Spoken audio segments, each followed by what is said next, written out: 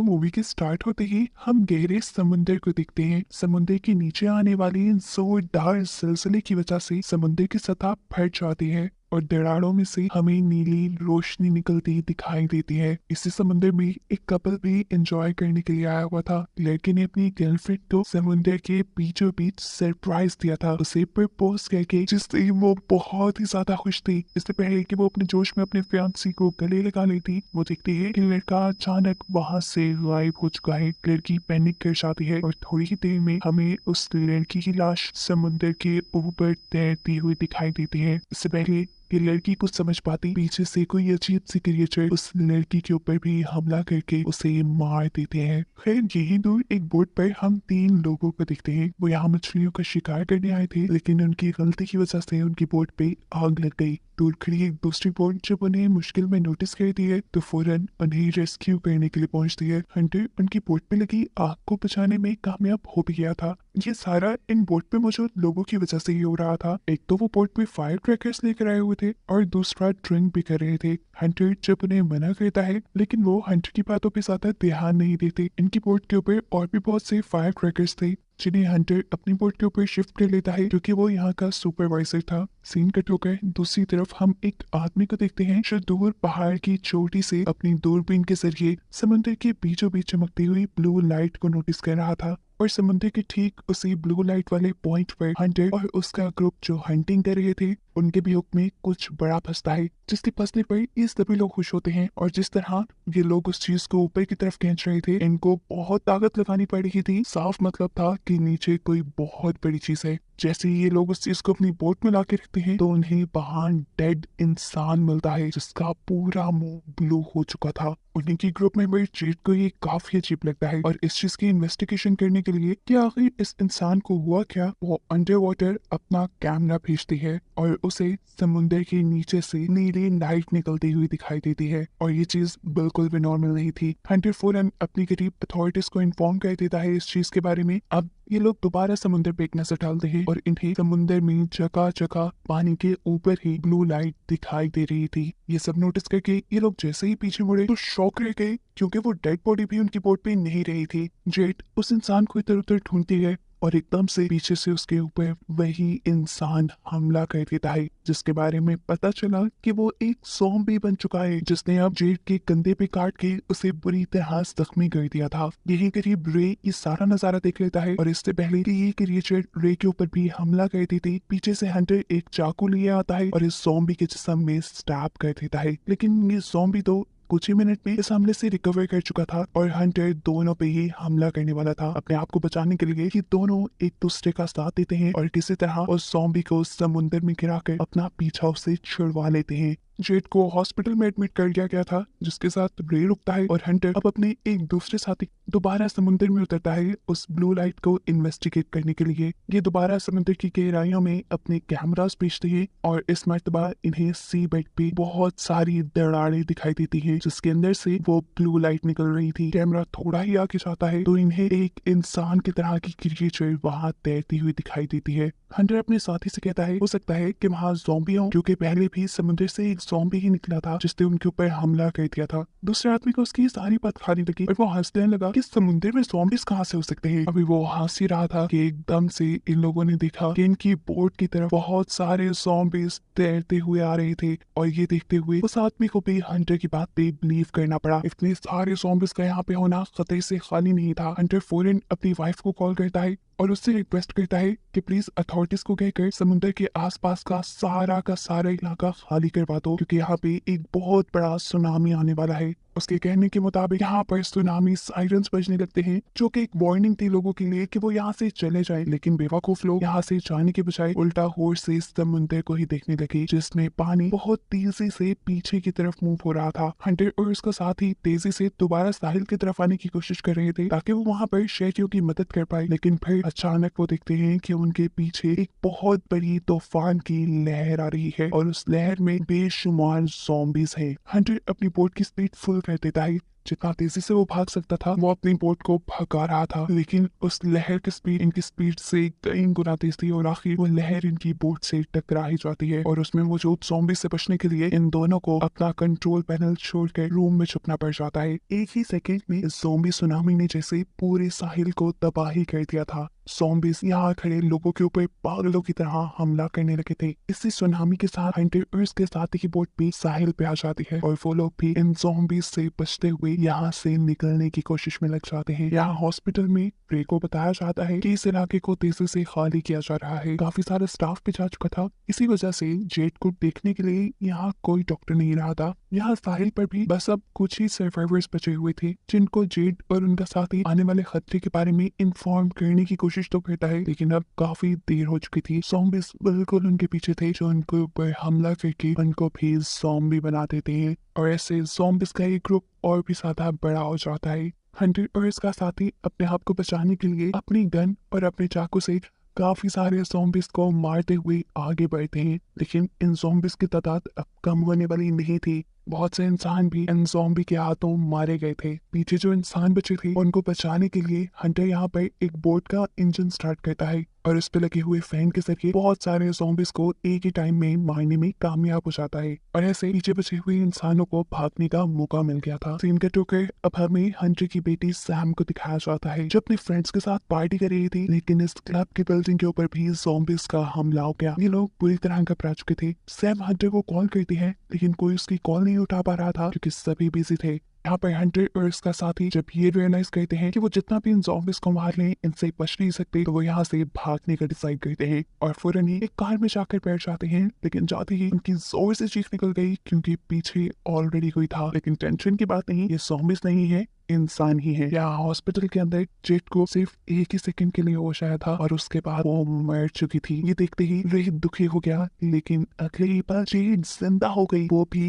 एक ज़ॉम्बी बनकर। और ये देखकर रे घबरा चुका था। इससे पहले कि रे वहां से भाग जाता, जेड उसके ऊपर हमला कर देती है, लेकिन तभी उसी टाइम रूम में एक डॉक्टर आ जाता है तो जेड रे को छोड़कर उसको काट लेती है और जेड को यहाँ से भागने का मौका मिल जाता है। थोड़ी देर बाद जब हंटर की वाइफ इनी केंसी हॉस्पिटल का विजिट करती है तो वो ये देखकर पूरी तरह घबरा चुकी थी कि जेड ने उसके पूरे हॉस्पिटल स्टाफ के ऊपर हमला करके उन्हें ज़ॉम्बी बना दिया था। इससे पहले कि वो केंसी के ऊपर भी हमला करती, केंसी वहां से भागती है और एकदम से कोई आगे से बढ़कर उसे पकड़कर एक कमरे में खींच लेता है। ये वही था जो पहले भी इन ज़ॉम्बी से ही बचकर भाग रहा था। अब यहाँ ज़ॉम्बीज़ मिल गए, दरवाजा तोड़ने की कोशिश में लग जाती है, जबकि यहीं से केंसी और रे एक दूसरे रूम में चले जाते हैं अपने आप को बचाने के लिए, जहाँ से इनका सामना हो जाता है व्हील चेयर पर बैठे एक और ज़ॉम्बी से। यहाँ हंटर का भी पूरा ग्रुप पुलिस स्टेशन तक पहुंचता है और यही उनके पीछे बहुत सारे ज़ॉम्बीज़ पड़ जाते हैं। अपने आप को बचाने के लिए वो लड़का अपनी वाइफ को ज़ॉम्बीज़ के हवाले करके पुलिस स्टेशन के अंदर जाकर वहाँ का दरवाजा बंद कर लेता है। उससे जो किया था वो बहुत गलत था। हंटर जब उससे इसके बारे में सवाल करता है तो वो उल्टा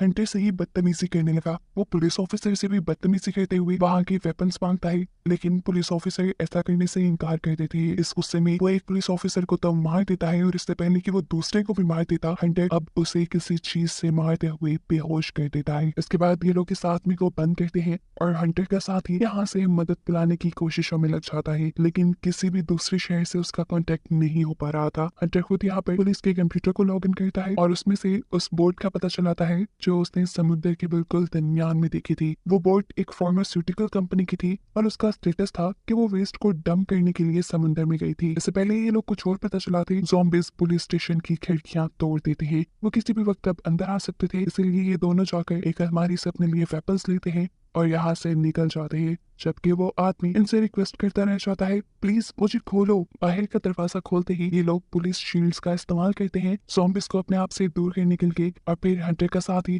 ज़ॉम्बीज़ को शूट करना शुरू कर देता है। जबकि हंटर ने तो अब कमाल ही कर दिया था, वो यहाँ पर हैंड रॉकेट लॉन्च करता है जिसकी वजह से दूर ज़ॉम्बीज़ का आने वाला पूरा ग्रुप एक ही वक्त में तबाह। रास्ता इनका साफ हो गया था, ये लोग एक कार में बैठ के यहाँ से निकल जाते हैं, लेकिन ये नहीं जानते कि इतने सारे ज़ॉम्बीज़ को मारने के बाद खतरा टला नहीं। एक और बड़ा ज़ॉम्बीज़ का सुनामी इस शहर पे हमला करने वाला है।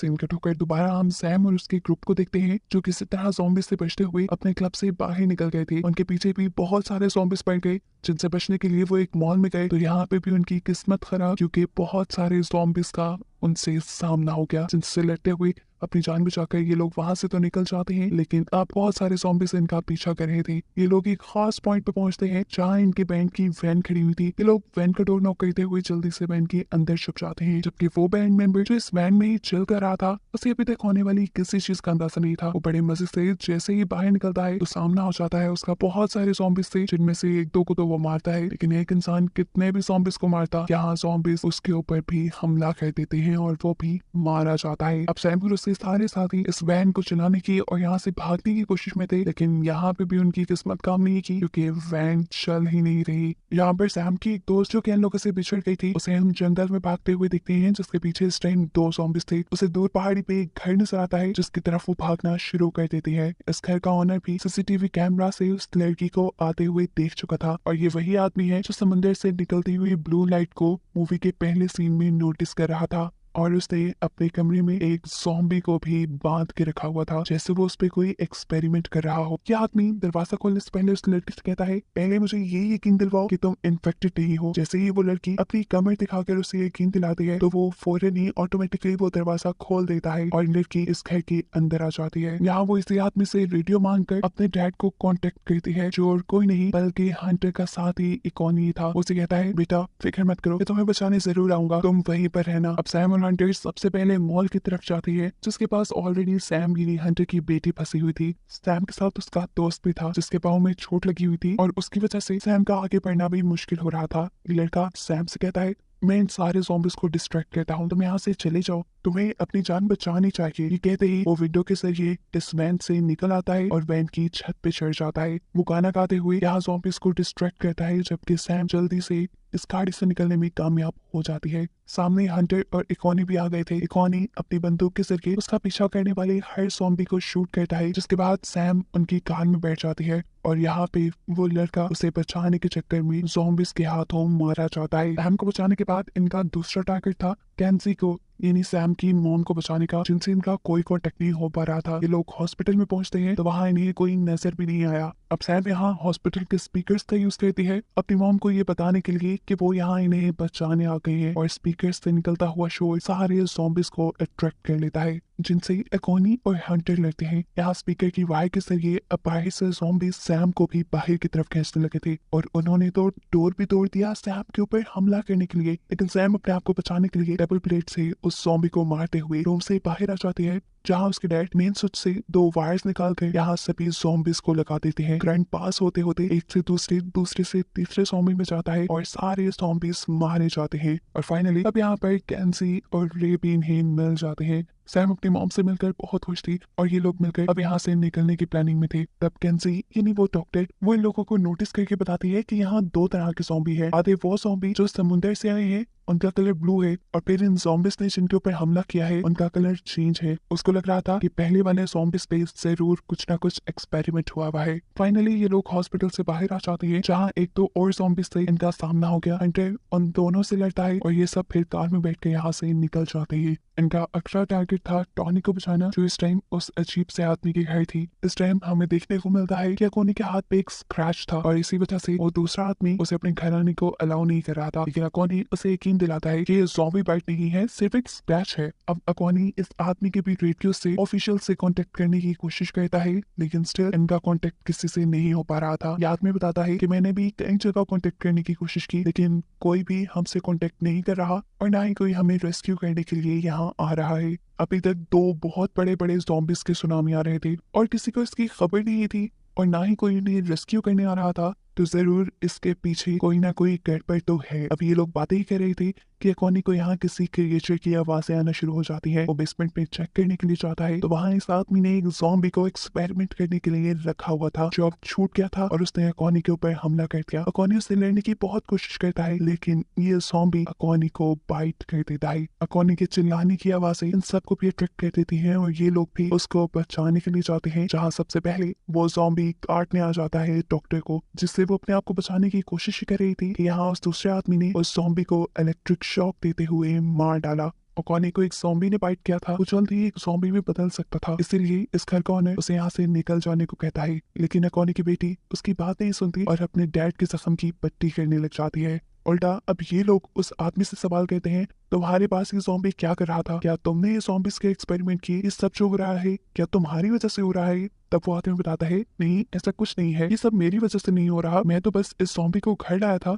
और इन पे एक्सपेरिमेंट करके ये जानने की कोशिश कर रहा था कि इनकी कमजोरी क्या है। और मुझे ये बात पता भी चल गई, ये ज़ॉम्बीज़ फोर्स गैस की वजह से बने हुए हैं, इसीलिए इलेक्ट्रिक गन से इन्हें मारना बहुत ज्यादा आसान है। उसकी ये बात सुनते हुए हंटर अपने ब्लेड के साथ टीचर गन को अटैच कर देता है ताकि आसानी से वो और ज़ॉम्बीज़ को मार सके। अब कोई इन्हें रेस्क्यू करने तो आ नहीं रहा था, अगर इन्हें अपनी जान बचानी थी तो खुद ही ज़ॉम्बीज़ को मारने का कोई प्लान बनाना था। हंटर के दिमाग में एक प्लान आ भी चुका था, हमें किसी तरह सारे ज़ॉम्बीज़ को पानी में लेकर जाना होगा और फिर हम पानी के अंदर करंट छोड़ देंगे जिससे सारे ज़ॉम्बीज़ एक ही टाइम में मारे जाएंगे। और जब हम सारे ज़ॉम्बीज़ को ही मार देंगे तो ना ही कोई ज़ॉम्बी इंसान पर अटैक करेगा और ना ही कोई इंसान ज़ॉम्बी में बदलेगा। उसका यह प्लान सुनते हुए ये आदमी उन्हें बताता है कि उसके पास बहुत सी ग्रेनेड और ऐसी चीजें हैं जिनसे ज़ॉम्बी के ऊपर हमला किया जा सकता है। ये प्लान बनाते ही ये लोग जैसे ही बाहर निकलते हैं तो देखते हैं कि ज़ॉम्बीज़ भी इनके घर के अंदर आने में कामयाब हो चुके थे। इस टाइम जो हंटर ने वेपन बनाया था वो भी सही से काम नहीं कर रहा था और ज़ॉम्बीज़ इनके ऊपर हमला भी कर चुके थे। तब यहीं पर हंटर की मदद करने के लिए हंटर की वाइफ आती है, वो यहाँ पर मौजूद एक क्रशिंग मशीन ऑन कर देती है और ये दोनों मिलकर एक एक करके सभी ज़ॉम्बीज़ को उठाकर उस क्रशिंग मशीन के अंदर डालना शुरू कर देते हैं।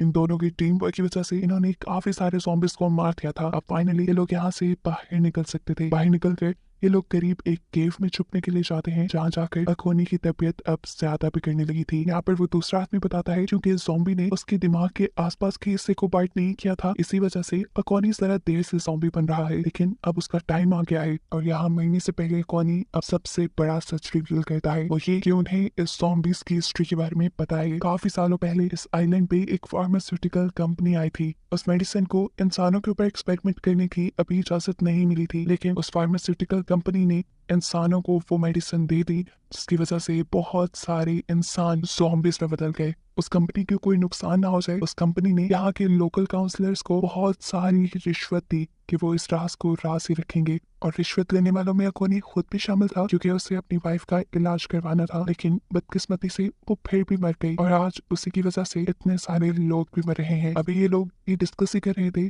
कि यहाँ पर इन्हें ढूंढते हुए बहुत सारे ज़ॉम्बीज़ आ जाते हैं। यहाँ पर हंटर अपने नए बनाए हुए वेपन से इन ज़ॉम्बीज़ से लड़ता है, जबकि दूसरी तरफ अकोनी भी मर जाता है। इससे पहले कि वो अब ज़ॉम्बी बन के जिंदा होता, उसकी बेटी उसके हाथ में एक ग्रेनेड रख देती है और इसके बाद ये सब लोग इस केव से बाहर निकल आते हैं। आखिरी बार टोनी अपने डैड को एक ज़ॉम्बी बने हुए देखती है और उसी सेकंड उसके हाथ में पकड़ा हुआ ग्रेनेड ब्लास्ट हो जाता है और इस केव में मौजूद सभी ज़ॉम्बीज़ मारे जाते हैं। ये लोग अब साहिल के किनारे पहुंच जाते हैं जहाँ जाके इन्हें अपना प्लान एग्जीक्यूट करना था। टोनी, रे और वो दूसरा लड़का बोट में बैठकर दूर चले जाते हैं, जब यहाँ पर हंटर और उसकी फैमिली सभी ज़ॉम्बीज़ को एक रेडियो के जरिए अट्रैक्ट करते हुए पानी तक ले जाने का काम करती है। बहुत सारे ज़ॉम्बीज़ पानी तक पहुंच जाते हैं, लेकिन एक अल्फा ज़ॉम्बी यहाँ हंटर के पीछे पड़ जाता है, जिससे हंटर को हाथ से लड़ना पड़ता है क्योंकि इस टाइम हंटर का वेपन काम नहीं कर रहा था। लड़ते लड़ते वो उसे भी पानी तक ले जाता है और एक और मर्तबा उस ज़ॉम्बी पे अपने वेपन से हमला करता है और इस टाइम उसका वेपन काम करने पे उस ज़ॉम्बी का सर ही कट जाता है। यहाँ पर जो बाइक हंटर ने छोड़ी थी उसे उसकी वाइफ संभाल लेती है और उस पर म्यूजिक ऑन करके बाकी सभी ज़ॉम्बीज़ को पानी तक लेकर आती है, जिसके बाद सैम यानी उनकी बेटी बहुत सारी वायर्स को पानी में डालते हुए आखिर में पावर बटन ऑन कर देती है, जिससे सभी ज़ॉम्बीज़ एक ही बार में करंट लगकर मारे जाते हैं। यहाँ इस बोट के अंदर इन लोगों को बाकी ज़ॉम्बीज़ को एक खास मेडिसिन को एक्सप्लोर करते हुए मारना था, जो मेडिसिन समुद्र में फैलकर समुद्र में मौजूद सभी पुराने ज़ॉम्बीज़ को मार देती। उनके ये सेटअप लगाने से पहले टोनी उन दोनों की मदद करती है कि कोई भी क्रिएचर, कोई भी ज़ॉम्बी उन तक ना पहुंच पाए। और जब सारा सेटअप तैयार हो जाता है तो रे टोनी को एक लाइफ जैकेट देता है और यहाँ से दूर चले जाने को कहता है क्योंकि उसके डैड उसे जिंदा रखना चाहते थे। टोनी भी बात मानते हुए पानी में जंप कर देती है और फिर मूवी के आखिरी सीन में हम इस बोट को भी एक्सप्लोड होते हुए देखते हैं, यानी तबाह होते हुए देखते हैं, जिसके रिजल्ट में रे और वो दूसरा आदमी भी मारे जाते हैं। अब जो मेडिसिन समुद्र के अंदर गई थी वो नीचे निकलने वाली ब्लू लाइट की केमिकल के साथ रिएक्ट करते हुए यहाँ पर एक बहुत बड़ी तूफान की लहर क्रिएट कर देती है, जिसे हंटर देखकर यहाँ से भागने की कोशिश तो करता है, लेकिन अब उसके सामने आ जाता है वो ज़ॉम्बी जिसे वो लोग जेल में बंद करके आए थे। जेड उसे करंट देते हुए उसका सर फाड़कर आगे बढ़ जाता है। आगे जाने पर सैम और किन्सी टॉनी को रेस्क्यू कर रहे थे। खतरा अब इनके ऊपर से टल चुका था, सारे ज़ॉम्बीज़ को इन्होंने मार दिया था और ऐसे आगे दुनिया भी इस खतरे से बच गई थी। दूर से इन्हें एक शिप आती दिखाई देती है जो इन्हें रेस्क्यू करने ही आ रही थी, जिसको दिखाते हुए ये कहानी यहाँ खत्म हो जाती है।